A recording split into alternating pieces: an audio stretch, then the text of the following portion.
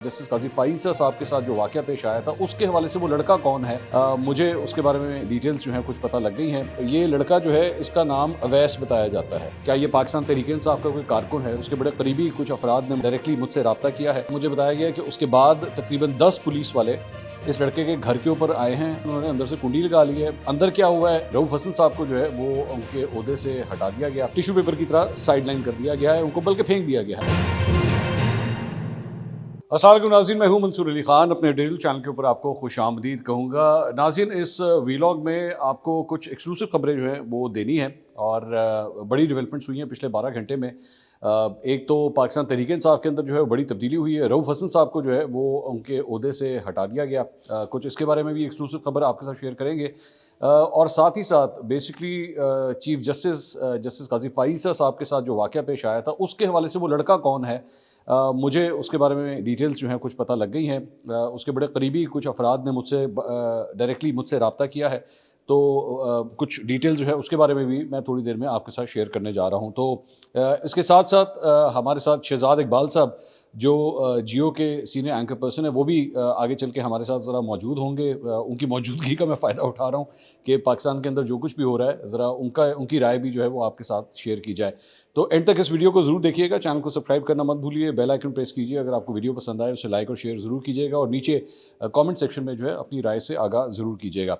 अच्छा जी, सबसे पहले जो ख़बर आपको मैं देना चाहूँगा वो है चीफ जस्टिस काजी फाइज़ साहब के साथ जो वाक़या पेश आया था उस डोनट्स वाली बेकरी के ऊपर, और जिसके ऊपर हमने देखा कि जनाब काफ़ी ज़्यादा रश पड़ गया।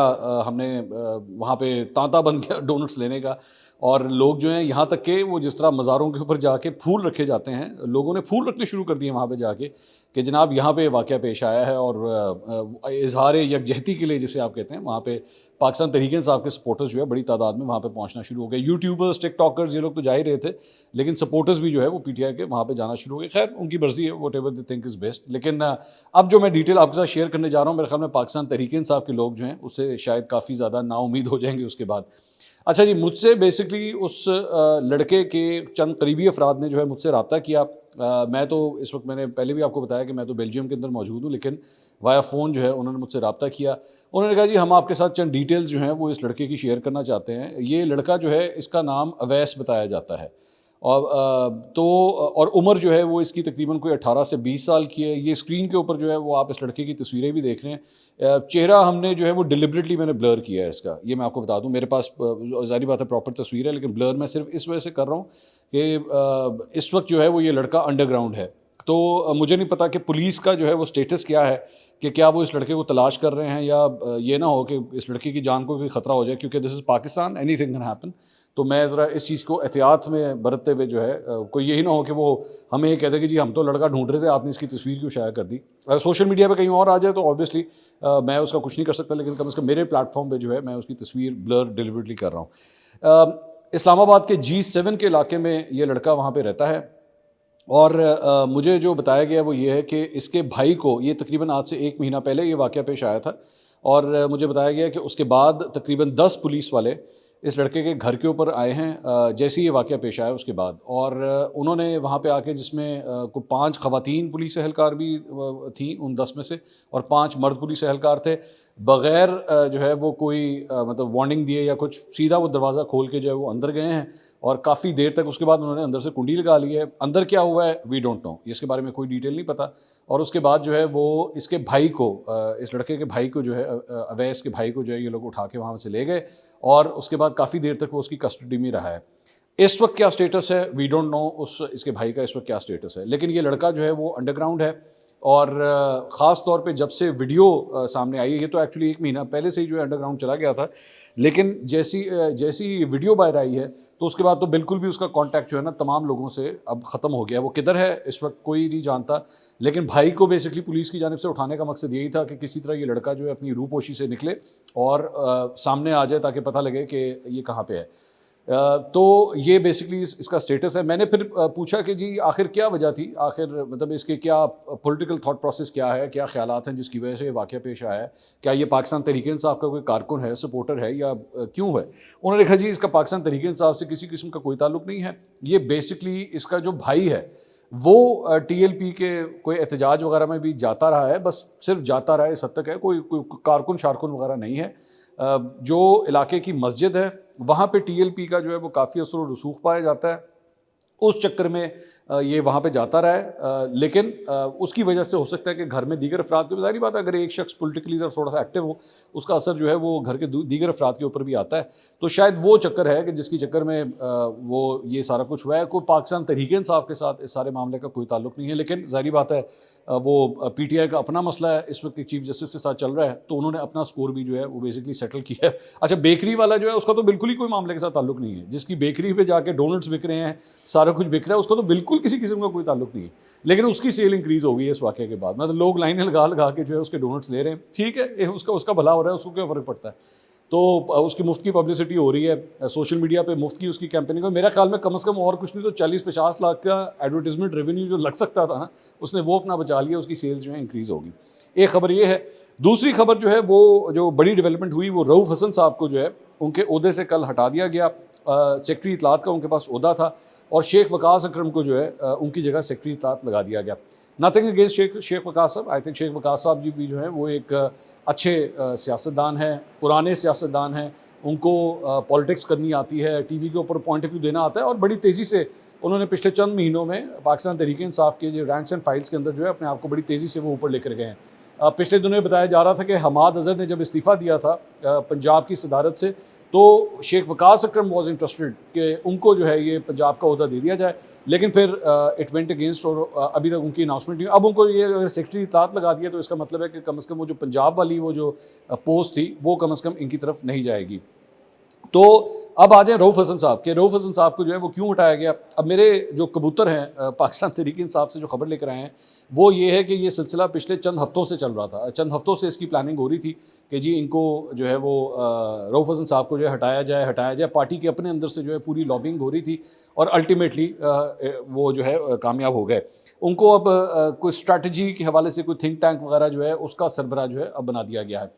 अच्छा, दूसरी बात ये है कि रऊफ़ हसन साहब जो हैं वो आप सिर्फ अंदाज़ा कीजिए कि उन्होंने पिछले चंद महीनों में फेस क्या कुछ किया है। आई मीन उनके चेहरे पे ब्लेड मारा गया, उनको गिरफ़्तार किया गया, उनको जो है वो गिरफ़्तार करने के बाद उनका मोबाइल फ़ोन ले लिया गया, उनकी चैट जो है वो तमाम टेलीविज़न चैनल्स के ऊपर जो है वो नशर हुई। एक प्राइवेट कन्वर्सेशन थी, किसी ने कोई परवाह नहीं की, तमाम चैनल्स के ऊपर जो है उसे नशर किया गया। ये सारा कुछ रऊफ़ हसन साहब ने फेस किया है और उसके बाद अल्टीमेटली उनको उठा के टिश्यू पेपर की तरह साइड लाइन कर दिया गया है, उनको बल्कि फेंक दिया गया है। आप यही कीजिए, मैं हो सकता है कि मेरे ये अल्फाज रऊफ़ हसन साहब को पसंद ना आए, लेकिन हकीकत ये है कि ये उनके साथ किया गया है। तो ऐसी सूरत हाल के बाद आप मुझे सिर्फ ये बताइए कि पाकिस्तान तहरीक-ए-इंसाफ के दीगर जो रहनुमा होंगे वो क्या अपने आप को महसूस कर रहे होंगे कि ये हम लोग अगर इन तमाम कुर्बानियों का ये सिला है। और वो पढ़ा लिखा आदमी है, रऊफ़ हसन साहब जो बड़े पढ़े लिखे आदमी हैं और अब से नहीं, मीडिया के साथ बड़ा पुराना उनका ताल्लुक था, लेकिन उनको जो है वो बिल्कुल साइड लाइन कर दिया गया। बहरहाल ये जो कुछ भी हो रहा है, हमने पिछले चंद दिनों के अंदर सुप्रीम कोर्ट में जो कुछ हम देख रहे हैं, पाकिस्तान तहरीक-ए-इंसाफ के हवाले से जो कुछ देख रहे हैं, senior anchor person Shahzad Iqbal साहब जियो से मेरे साथ ही बेल्जियम तशरीफ़ लाए हुए हैं, इस वक्त मेरे साथ ही मौजूद हैं, उनसे हम ज़रा कुछ गुफ्तगू करते हैं। शहजाद भाई अस्सलाम वालेकुम। सलाम जी, कैसे हैं आप, खैरियत से? बिल्कुल ठीक। शहजाद भाई, आपकी मौजूदगी का फ़ायदा उठाते हुए हमें जो पाकिस्तान से खबरें मौसूल हो रही हैं, मेरे ख्याल में ज़रा सबसे पहले let's talk about the supreme court के अब तो लग ये रहा है कि ग्लव्स उतार दिए हैं। ग्लव्स उतार के chief justice Mansoor Ali Shah, justice Munib, इनके दरमियान जो है वो सब कुछ हो रहा है। आमतौर पर क्रिकेट टीम के अंदर हमने ये लेग पुलिंग देखी होती है कि कैप्टन कौन होगा, लेकिन यहाँ पे तो अभी मतलब पिछले आखिरी एक महीने के अंदर जो रह गया, अब एक महीना, वो लग रहा है कि अभी से सिलसिला शुरू हो गया। ऐसे ही मंसूर, और ये लड़ाई जो है ना बढ़ती जा रही है। अब एक तो लड़ाई है एग्जीक्यूटिव के दरमियान और जुडिशरी के दरमियान, या फिर आप ये कह लें कि एस्टैब्लिशमेंट के दरमियान और जुडिशरी के दरमियान, लेकिन एक लड़ाई जो है वो जजेस के दरमियान है। और ये आज की बात नहीं है। आपने देखा जब आसिफ सईद खोसा थे या जस्टिस सुमैदा बंदियाल थे, उस वक्त से ग्रुप्स जो है वो बन चुके थे कि बंदियाल कैंप में कौन है, फ़ाइज़ ईसा साहब के कैंप में कौन है। और वो सिलसिला लोग शायद उम्मीद कर रहे थे कि काजी फ़ाइज़ ईसा साहब जब चीफ जस्टिस बनेंगे, प्रैक्टिस एंड प्रोसीजर एक्ट आ जाएगा, तो उसके बाद शायद वो ग्रुपिंग वाला सिलसिला ख़त्म हो जाएगा। यानी कि कोई बेंच बना है तो पहले से आप प्रेडिक्शन नहीं कर सकेंगे कि कौन किसकी साइड पर है। लेकिन अफसोस की बात है कि पोलराइजेशन हमारी जुडिशरी में भी इतनी बढ़ चुकी है और बाज़ औक़ात लगता है कि सियासी बुनियादों पे बढ़ चुकी है कि वहाँ पे भी आपको अभी भी यही प्रेडिक्शन करने को मिलती है। कोई बेंच बनेगा, बता देंगे 3-2 फैसला है, 4-1 फैसला है। तो बेंच फिक्सिंग का जो एलिगेशन लगता था वो प्रैक्टिस एंड प्रोसीजर एक्ट के बाद भी बाज़ हल्कों की तरफ से सामने आ रहा है। अब हमने पिछले 2-3 दिन में देखा है कि क्या हुआ है कि जो प्रैक्टिस एंड प्रोसीजर एक्ट था उसमें तरमीम की ऑर्डिनेंस के ज़रिए की, फ़ौरन ही जो इसमें अमीनुद्दीन साहब को ऐड कर लिया काजी फ़ाइज़ साहब ने, और उसके बाद मंसूर अली शाह साहब ने ख़त लिखा जिसमें उन्होंने कहा कि आपने चेरी पिकिंग की है, आपने मुनीब अख्तर को नहीं रखा, जिसका जवाब फिर काजी फ़ाइज़ साहब ने आज दिया है, और उसमें भी उन्होंने बड़े स्ट्रॉन्ग वर्ड्स इस्तेमाल किए। अच्छा, ये दोनों जब हम देखते थे कि बंदियाल साहब चीफ जस्टिस थे तो इन दोनों को एक ही ग्रुप का समझा जाता था, यानी कि एंटी जस्टिस बंदियाल साहब के ग्रुप में थे। लेकिन अब यहाँ पे जैसे आप कह रहे हैं ग्लव्स उतर चुके हैं और एक दूसरे के खिलाफ बातें हो रही हैं, और लेटर पहले पब्लिक होता है और बाद में जो है वो रेलिवेंट फोरम से जाके फिर इशू किया जाता है। बड़ा अनफॉर्चुनेट है। और दूसरी जो लड़ाई है ऑब्वियसली वो हो रही है एग्जीक्यूटिव के दरमियान और जुडिशरी के दरमियान। हुकूमत ने ये फैसला कर लिया है कि हमने 12 जुलाई के फैसले पर अमल दरामद नहीं करना है। उसका डिटेल जजमेंट भी आ चुका है, लेकिन वो कह रहे हैं कि फैसला अगर आईनी नहीं होगा तो हम क्यों माने। अब ये बड़ी डेंजरस किस्म की जो है मेरे ख्याल से पोजीशन है हुकूमत की। आपको याद होगा जब कासिम सूरी ने वोट ऑफ नो कॉन्फिडेंस के वक्त उन्होंने उड़ा दिया था उसको, उन्होंने कहा आर्टिकल 5 लगता है, उन्होंने कहा मैं भी नहीं मानता। हाँ, उन्होंने कहा मैं नहीं मानता, उन्होंने कहा उड़ा दिया उसको। अब उस वक्त जस्टिस बंदियाल साहब का बेंच था, 5 रुकनी बेंच ने उस कासिम सूरी की रूलिंग के खिलाफ फैसला दिया था। अगर एस्टैब्लिशमेंट उस वक्त पीटीआई के साथ होती, जो कि उस वक्त नहीं थी, तो वो भी कहते हैं कि हम अदालत की तशरीह को नहीं मानते और जो पार्लियामेंट कहेगा वही होगा। तो फिर आप सोचें कि ये पूरा माशरे, हमारे सोसाइटी, हमारा जुडिशल सिस्टम या डेमोक्रेटिक सिस्टम जाता कहाँ? टोटल ब्रेकडाउन की तरफ जाता है। ये उसी ब्रेकडाउन की तरफ अब जा रहा है कि फैसला आ चुका है, आपकी इंटरप्रिटेशन शायद अलग हो सुप्रीम कोर्ट से, लेकिन मेजॉरिटी कोर्ट का अगर फैसला है तो आपको इम्प्लीमेंट करना है। लेकिन हुकूमत ने, एस्टैब्लिशमेंट ने कह दिया है कि हम इसको इम्प्लीमेंट नहीं करेंगे। अच्छा, ये मुझे हमारे दोस्त हैं मुनीफ फारूक साहब, आपके भी दोस्त हैं, मेरे भी दोस्त हैं। हाँ, तो वो मुझे वो एक्चुअली मेरे प्रोग्राम में आने से पहले, यहाँ पे बेल्जियम आने से पहले वो मेरे प्रोग्राम में मौजूद थे, तो उन्होंने एक लाइन की जिसकी वजह से उनके ऊपर काफ़ी क्रिटिसिज्म हुआ कि मैंने उनसे कहा, मैंने कहा जी 8 जजेस का फैसला है ये। उन्होंने कहा 8 क्या 18 का भी हो नहीं माना जाएगा। अच्छा, वो उस पर मुनीब के ऊपर बड़ी क्रिटिसिज्म हुई कि जी क्यों का है।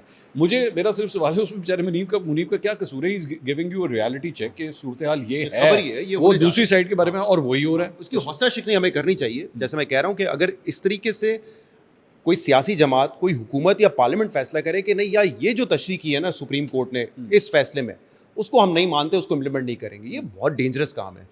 कल को जो भी ताकत में होगा, जिसके पास रियल पावर होगी, वो यही करेगा कि ये फैसला जो है मुझे नहीं मानना। और ये एक नया प्रेसिडेंट है। हमने इस मुल्क में सब कुछ देखा है, आमरीत भी देखी है, हर किस्म की चीज़ें देखी हैं, लेकिन कोर्ट का फैसला ना मानना, उस पर अमल दरामद ना करना, ये पहली दफ़ा देखा जा रहा है। यहाँ पे कोर्ट ने नवाज शरीफ को भेजा, कोर्ट ने यूसुफ रज़ा गिलानी को भेजा, वो सारे फैसले इंप्लीमेंट हुए, उस पर तनकीद भी हुई। सब लोगों ने कहा कि सियासी इंजीनियरिंग है, कोर्ट से एस्टैब्लिशमेंट की वजह से ये फैसले दिए, लेकिन अमल दरामद ना होना ये एक नया नॉर्मल है। ये इसके बारे में जाहिर बात है कहा जा रहा है अगला 1 महीना बहुत क्रिटिकल है। We don't know which side is going to win, लेकिन जो साइड भी जीतेगी एंड पे, मुझे नहीं पता कौन जीतती है, और पता नहीं उसको जीत कहा भी जाएगा या नहीं कहा जाएगा। मेरे ख्याल से हम सबकी हार है ये। जब आपका एक सिस्टम ब्रेक डाउन हो जाए, जिस पर ख्वाजा आसिफ ने खुद कहा था जुडिशल ब्रेक डाउन की तरफ जा रहे हैं, जब आप फैसले पर अमल ना करेंगे तो फिर जुडिशल ब्रेक डाउन ही होगा। लेकिन अब कोर्ट्स के पास ताकत क्या है? वो कागज़ पे तो लिख के फैसला दे सकते हैं, वो फैसला सुना सकते हैं, अमल दरामद तो एग्जीक्यूटिव ने करना है, अथॉरिटीज़ ने करना है, वो उनके पास कोई ताकत नहीं है। तो जब आपकी रियल पावर, हुकूमत दूसरी तरफ आके खड़ी हो जाए तो फिर कोर्ट्स तो फैसले ही देते रहेंगे ना। क्या होगा इसमें? अब दो चीज़ें की बात चल रही है। एक ये कि कुछ जजेस, जिसमें हाई कोर्ट के जजेस भी हैं, वो शायद अगर ये समझें कि एक तो ये मामला है कि हुकूमत जो है फैसले पर अमल दरामद नहीं कर रही, दूसरा एक आइनी तरमीम ला के कॉन्स्टिट्यूशनल कोर्ट को सारे पावर देंगे और सुप्रीम कोर्ट को बिल्कुल आप पावरलेस कर देंगे, तो फिर शायद बहुत सारे जजेस इस्तीफे की तरफ चले जाएँ। ठीक है। दूसरा ऑप्शन ये है कि नहीं, मतलब बहुत सारे कौन से जजेस सुप्रीम कोर्ट के और हाई कोर्ट के, मास रेजिग्नेशन, ये एक ऑप्शन पे बात हो रही है कि मुझे नहीं पता कि कितने जजेस ऑन बोर्ड हैं, बट एक एक्सट्रीम मेजर ये हो सकता है। दूसरा ये हो रहा है कि शायद इतना फ्रस्ट्रेशन एक हो जाए जजेस में, लॉयर्स में, कि कोई आप मूवमेंट देखें, लॉयर्स मूवमेंट, तो ये इस तरह की बातें हो रही हैं। अभी तक तो ऑन कार्ड्स कुछ नजर नहीं आ रहा है। अभी तक तो पीटीआई कह रही है कि हमारे लॉयर्स एहतजाज करेंगे, वो कह रहे हैं कि हम रावलपिंडी में एहतजाज करेंगे, तो ये वाले मामला तो हैं। लेकिन क्या ये रुख इख्तियार करते हैं कि कोई लॉयर मूवमेंट होगी, क्या जजेस इस्तीफ़ा देंगे? मेरे ख्याल से ये बहुत एक्सट्रीम होगा, जो कि आप सही कह रहे हैं, सिस्टम के लिए डैमेजिंग है। हाँ, इस सारी चीज़ के अंदर जो इस्टेब्लिशमेंट का रोल है वो मौलाना फजल रहमान और उस सारी मामले को ज़रा ऐड करें। आपकी मौलाना फजल रहमान से आपकी डायरेक्ट मीटिंग तो नहीं, लेकिन हमारे बहुत से जो साथी एंकर्स हैं उनकी मुलाकातें हुई हैं। कुछ कन्फ्लिक्टिंग किस्म की रिपोर्ट्स आ रही हैं वहाँ से, बल्कि पाकिस्तान तहरीक इंसाफ से भी कल होगी उनकी मुलाकात मौलाना फजल रहमान की। तो उनका ये कहना है, बैरिस्टर गौहर का ये कहना था कि जी मौलाना साहब ने हमें गारंटी दे दी है कि मैं ताड़े नाल ही खड़ा। अच्छा, वो दूसरी साइड भी बड़ी खुश है। ये अभी तक कुछ समझ नहीं आ रही है, हो क्या रहा है? देखिए, मौलाना साहब के बारे में पहले भी कहा जा रहा था, उनकी हिस्ट्री देख के, उनकी सियासत देख के, कि वो पीपल्स पार्टी नून लीग के साथ अलायंस में रहे हैं, पीडीएम के सरबराह भी थे, उनके साथ हुकूमतों में भी रहे, तो वो उनका एक कंफर्ट जोन है, वो वहाँ पे जाएंगे। लेकिन उस वक्त ऐसा नहीं हुआ। आपको पता है कि सैटरडे संडे को पार्लियामेंट का सेशन लगा, वो उस वक्त साथ नहीं गए। लेकिन अब कहा जा रहा है कि 63A की तशरीह रिव्यू जो है वो अगर हो जाता है, जिसमें फिर आप पुरानी तशरीह के ऊपर चले जाएं कि नहीं आप फ्लोर क्रॉस कर सकते हैं लेकिन आपको डी-सीट किया जा सकेगा, तो हुकूमत कहती है कि हमारे पास नंबर पे पूरे हो जाएंगे। तो अब जो कुछ हमारे दोस्त साफ़ी वहाँ पे मौजूद थे उस मीटिंग में, उनकी ये असेसमेंट है कि मौलाना साहब को अगर ये लगेगा कि मेरे बगैर भी आइनी तरमीम हो सकती है, तो फिर वो उनके लिए बेहतर है कि कुछ गेन लेके फिर साथ पुरानी डील की बेसिकली एक डील अच्छी कोई अच्छी उनको अगर डील मिलती है उसमें तो वो ले लेंगे। लेकिन मैं अब इस पर प्रेडिक्शन नहीं कर सकता क्योंकि फजल रहमान साहब ने पहले भी हमें सरप्राइज किया था। मौलाना साहब का कोई भी प्रेडिक्ट नहीं कर सकता। हाँ, उन्होंने उस वक्त भी सरप्राइज किया था, तो मैं ये नहीं कहूँगा कि नहीं वो 100% उनके साथ चले जाएंगे। लेट्स सी ये कहाँ पे जाता है मामला। लेकिन जो ज़्यादातर हमारे साफ़ी भाई वहाँ पे मौजूद थे और बहनें वहाँ पे मौजूद थी, कंसेंसस यही है कि मौलाना साहब 2-3 बड़े इशूज़ पे राज़ी हो गए, जिसमें एक आइनी अदालत है, जिसमें या तो जजेस की जो आइनी अदालत में जाएंगे उनकी उम्र बढ़ा दी जाए, उस दिन कामरान मुतहर साहब ने एग्जाम्पल भी दी, बांग्लादेश में 67 है, या एक टर्म फिक्स कर दिया जाए, और दूसरा मिलिट्री कोर्ट्स के हवाले से सनसेट क्लॉज डाल के 1 या 2 साल का उसको भी फिर इख्तियारात दे दिए। साल 2 साल वाली अगर ये कहानी होगी तो उसके अंदर तो बहुत कुछ हो जाना है। साल 2 साल इसमें कुछ लोग कह रहे हैं कि ये बलूचिस्तान के हवाले से, कुछ लोग ये भी इसको पिक्चर, अच्छा ये भी उस दिन पिक्चर दी गई कि देखें ये अभी तो एक मिसिंग पर्सन का मामला है, अगर हम इनको ये पावर्स दे देंगे तो शायद ये इशू खत्म हो जाएगा, जो कस्टडी में है फिर उनसे पूछगछ होगी, मिलिट्री के पास एक वो पावर होगा।